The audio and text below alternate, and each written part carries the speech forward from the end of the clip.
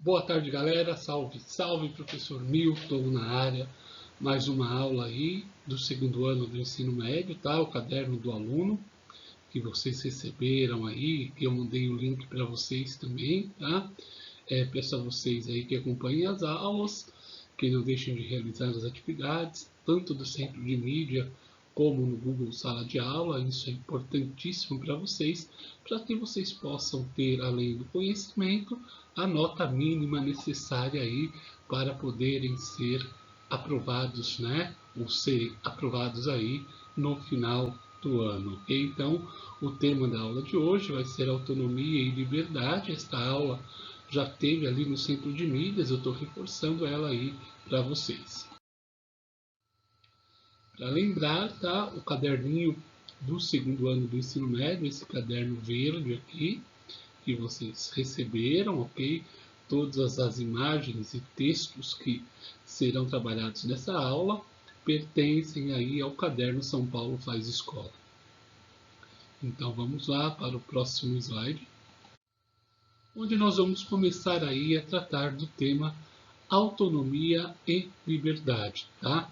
Tem aqui algumas interrogações a respeito da questão proposta, do tema que nós vamos trabalhar, tá?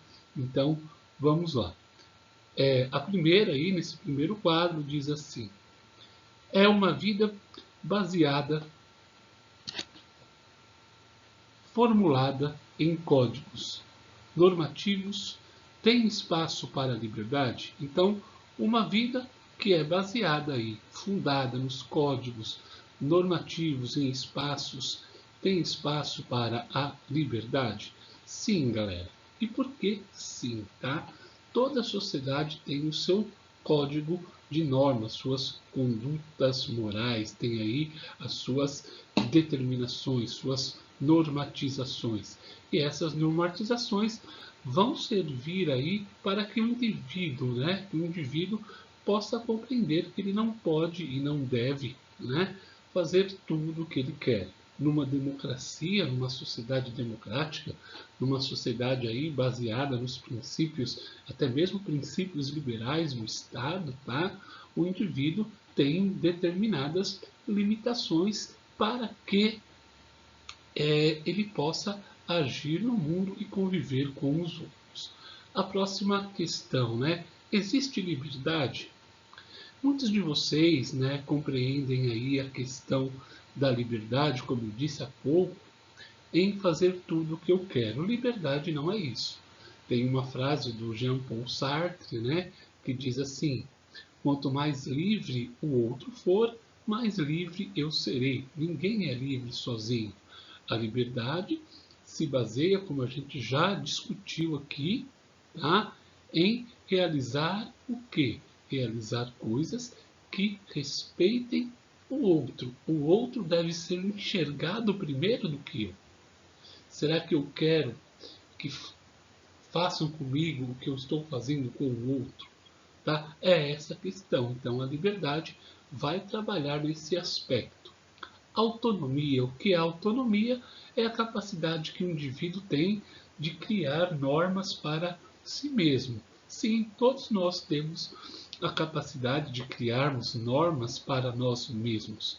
Nós vamos ver mais à frente, tá, o filósofo alemão Kant, que vai trabalhar com a ideia de que eu sou capaz, sim, por meio da minha razão, ou por meio da razão que cada indivíduo possui, né, realizar normas universais. Ou seja, né, eu devo agir de forma que aquilo que eu faço deva ser feito pelo outro.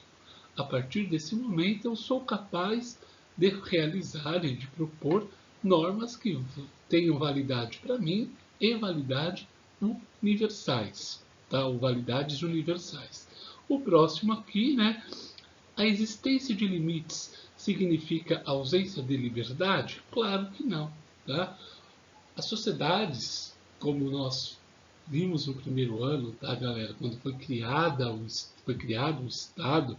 o Estado foi criado para garantir três direitos naturais, que são a vida, a liberdade e a propriedade. a partir dessa condição, né, nós, como indivíduos, ok, temos que entender que o outro é o fundamento da sociedade.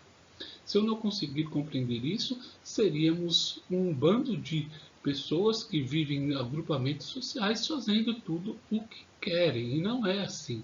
Nós temos garantias que são previstas ou pela lei do direito natural, né, que é um direito que nós temos pelo simples fato de nascermos, como iria afirmar lá o filósofo inglês John Locke no seu segundo tratado sobre o governo, ok? E, a partir dessa condição, o Estado deve garantir esses direitos naturais. Os demais direitos, que ele vai chamar de direito ou direitos positivos ou direito positivo, são todos aqueles direitos que os homens, por meio do contrato social, que nós podemos chamar hoje das constituições, fizeram determinando aí o que é permitido e o que não é permitido em uma sociedade, tá? Então vamos lá para a página 149, tá? A questão aqui da solidariedade, né? Nós já respondemos o que é liberdade, que é a capacidade que o indivíduo tem aí de fazer escolhas e de agir no mundo de forma autônoma, sem prejudicar o outro. A autonomia é a capacidade de criar regras para que a minha ação tenha uma validade universal, né? Autônomo, né? De eu mesmo criar, e autonomia de norma, de eu criar normas para que nós possamos seguir a todos de forma universal. Na página 150, nós vamos ter aí um pequeno trecho, ok? Do hino da proclamação da República.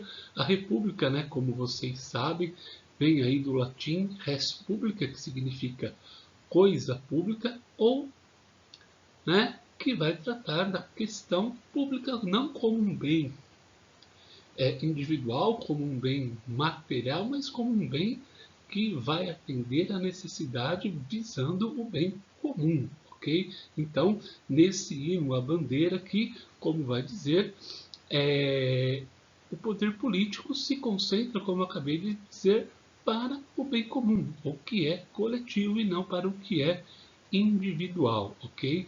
E aqui deixo uma questão sobre os princípios e valores republicanos, o republicanismo, e você sabe quais são eles. Então, nós temos aqui uma série de aspectos e de pontos colocados a respeito aí do que é a república. Então, vamos ler aí um a um deles para nós combatermos ou para nós entendermos e podermos praticá-los de forma efetiva em nossa sociedade. Vamos lá. A negação de qualquer tipo de dominação ou superioridade hierárquica permanece entre os cidadãos, ou seja, não pode haver a propriedade de um indivíduo sobre outro, o domínio de um indivíduo sobre outro, ok? Essa hierarquia dominante, não estou dizendo que na sociedade, né, nos cargos das empresas não tenham hierarquia, mas o que não pode é ter numa sociedade um indivíduo sem qualquer vínculo empregatício, sem qualquer norma aí, dominar o outro apenas pelo poder econômico, né? Escravizar o indivíduo porque ele é mais rico. Isso não pode castigar o indivíduo por ele ser de uma determinada camada social. A defesa e a difusão das virtudes cívicas, né? O que isso quer dizer? Que as virtudes cívicas são aquelas que visam o bem da sociedade, o bem comum, a honestidade, a ética, o respeito às leis, às normas, né? É claro que, como nós vamos ver com o tempo e nas demais aulas, nós teremos aí as transformações na moral, como nós já vimos aí a modificação da moral e das leis e dos princípios morais por conta do avanço da sociedade, tá? O estabelecimento do Estado de Direito, ninguém pode ser julgado sem o direito sagrado de defesa, a construção de uma democracia participativa, onde todos os cidadãos e cidadãs possam participar, independente da condição econômica, da condição de gênero, da condição racial, enfim, todos são livres para participarem da sociedade. A separação entre o patrimônio público e do governante, né? Então o governante não deve visar aí o bem privado e sim o bem público.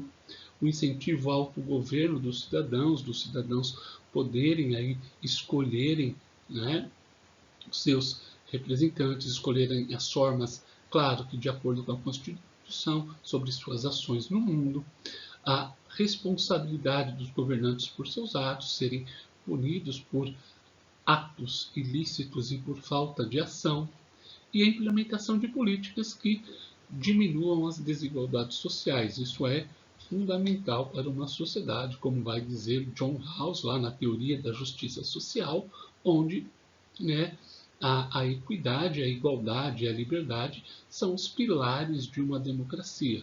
Uma sociedade que não é equitativa, que não é igualitária e que não parte do princípio da liberdade dos indivíduos, não é uma sociedade democrática, ok?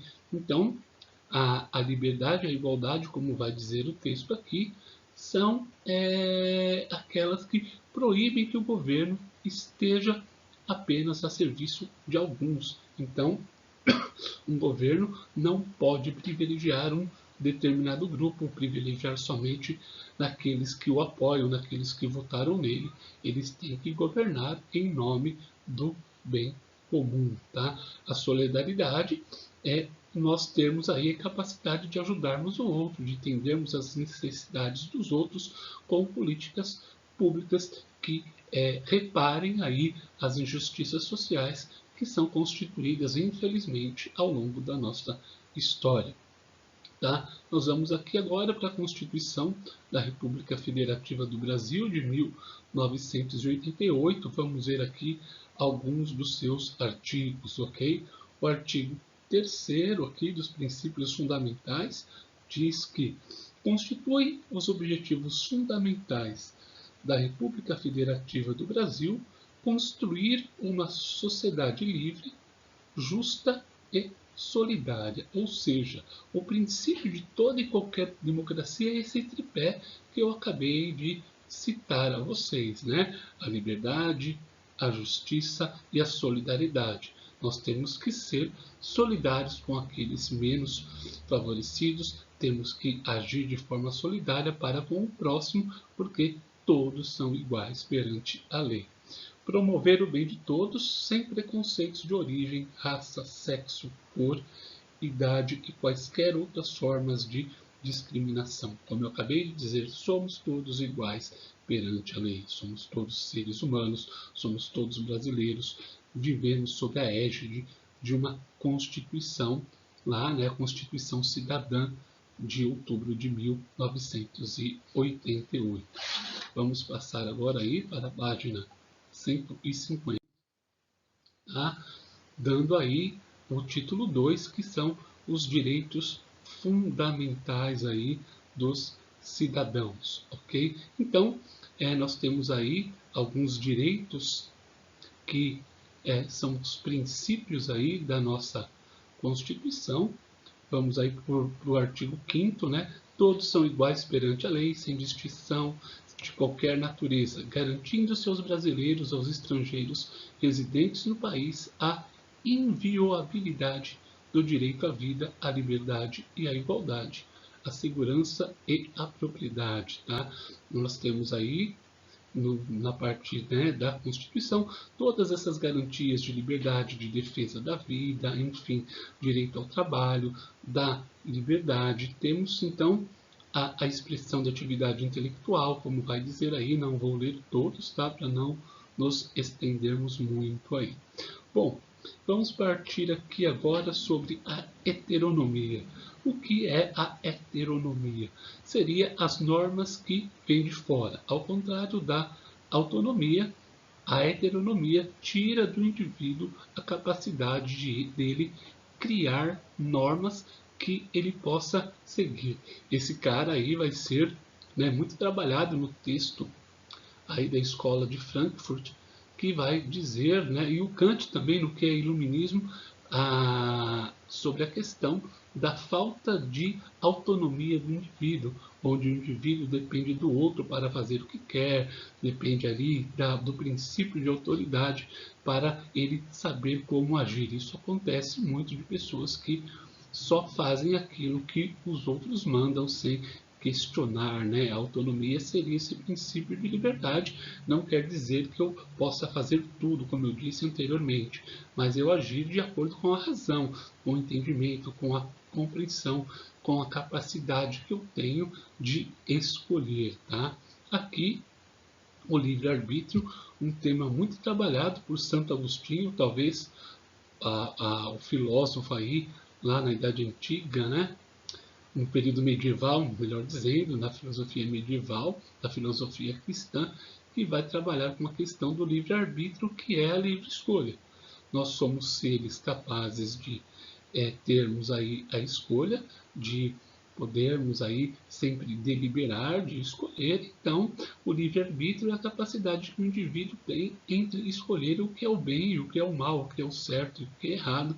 O indivíduo tem autonomia.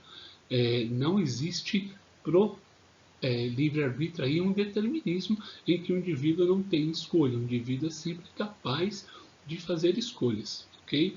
E o determinismo seria aqui uma espécie de condição ou biológica ou de natureza social, econômica, histórica, tá? Que as consequências de tudo isso fará com que o indivíduo não tenha escolha sobre suas ações. O determinismo, por exemplo, ele é diferente do destino. Quando nós falamos em destino, nós falamos aí de uma determinação divina que, independentemente da vontade do indivíduo, ele não é capaz de escolher. É como um autor que escreve um livro onde as personagens não têm a condição nenhuma de mudar a sua história, porque vai depender somente da vontade do autor do livro, daquele que a está descrevendo. Um lance aqui desse texto, tá, que eu vou comentar com vocês sobre a história de Édipo Rei, ela tem uma mistura entre o que nós podemos chamar de determinismo e destino. Não sei se vocês conhecem a história de Édipo Rei, vou contá-la aqui de forma um pouco mais abreviada, tá? Então, vamos lá. Então, essa história do Édipo Rei tinha lá no reino de Tebas a rainha Jocasta e o rei Laio.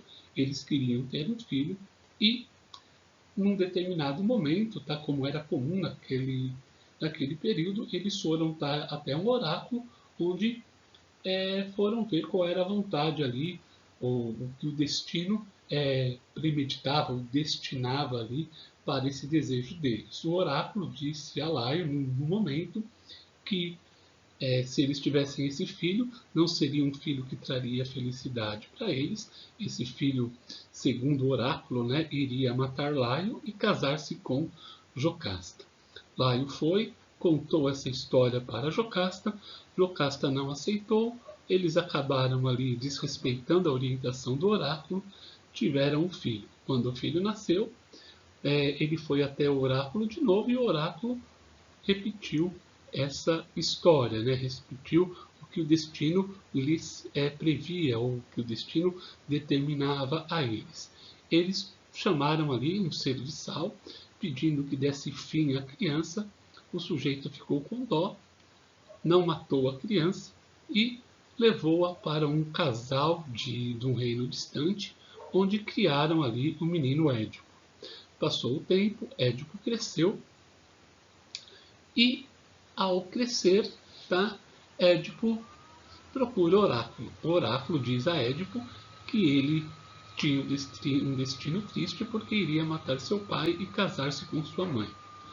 Como não sabia da origem dos seus pais biológicos, o Édipo resolve aí ir embora, tá?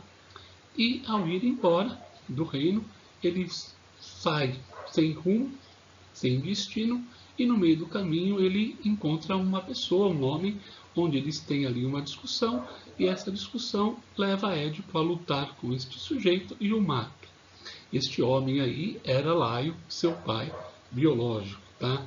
Por ter ausência aí de um rei na cidade de Tebas, tá? Aparece lá uma esfinge malvada que joga uma praga enquanto o reino não for substituído. O rei for substituído, Tebas passará ali por provas, por doenças, por enfermidades. É lançado um desafio. O desafio é o seguinte, né? O que é que pela manhã caminha de 4, ao meio-dia caminha com 2 pernas e ao entardecer caminha com 3. Édipo resolve esse enigma, dizendo que é o homem, né? Porque na idade menor ele gatinha, depois ele anda com 2 pernas e na velhice ele ali acaba precisando do auxílio da muleta. Como prêmio de todo rei, né? Édipo casa-se com Jocasta, então sua mãe, e a cidade de Tebas, né? A esfinge aparece de novo e diz que precisa resolver o problema aí de quem matou o Laio, enquanto quem não resolver esse problema, eles serão ali providos mais uma vez, provados mais uma vez por enfermidades. Enfim, se descobre, Édipo ali cega seus olhos, Jocasta se enforca, né? Segundo aí a tradição, e mostrando o quê? Que o determinismo, por mais que você queira, o destino no caso aqui, né? Por conta das condições impostas, você não pode modificá-lo. Então, é a diferença aí entre a liberdade. Então, nós temos que entender que numa sociedade como a nossa, filosoficamente falando, tá, galera? Historicamente falando, aí, no nosso entendimento da área das ciências humanas, não existe destino, porque nós, seres humanos, somos capazes, claro que mediante as limitações econômicas, que mediante aí as limitações sociais, históricas e as condicionantes, nós podemos sim, de certa forma, escolhermos, tá? Nós sempre temos a capacidade de, por meio da razão, realizarmos nossas escolhas. Bom, eu vou passar a atividade para vocês, depois ali no Google Sala de Aula, ok? Por enquanto assistam o vídeo, vou descrever o que é para fazer na atividade, mas inicialmente vocês vão responder esta cruzadinha aqui que está proposta, tá? Peço a vocês que assistam às aulas, que participem não só das aulas de filosofia, mas como as demais. Um abraço a todos e até a próxima aula.